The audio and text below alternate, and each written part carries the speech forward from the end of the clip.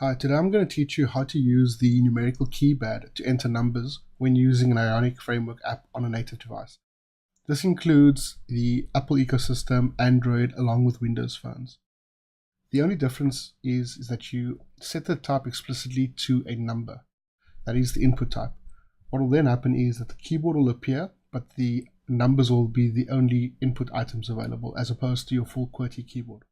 So the first thing we'll do is open up your terminal and navigate to where you'd like to install this project.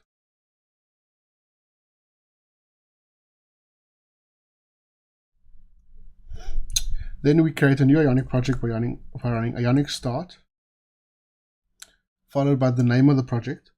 I'm just going to call mine Numeric, and we are going to select the blank template. Select yes if you'd like to integrate Cordova. You will need this to test this on a mobile device. But for this lesson, unless you explicitly want to actually run this on a mobile device right now, you can choose whether or not to select it.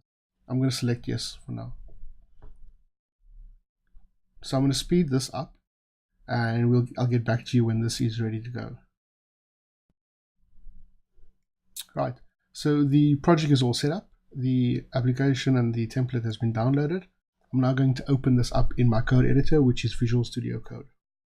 Alright, I've got the project opened up in Visual Studio, and what I'll do now is I'll open up the home file. This file was generated when you created the blank project. So I'm typing home.html, and this will open up the home.html file, which we'll be making changes to. With the home.html file now open, I'll delete some of the boilerplate code that was added automatically. Then I'll create a containing element, and this will hold our ion input. So the first thing you'll need to do is add an ion label, and this will be what's displayed to the user. So I'm just going to put numeric.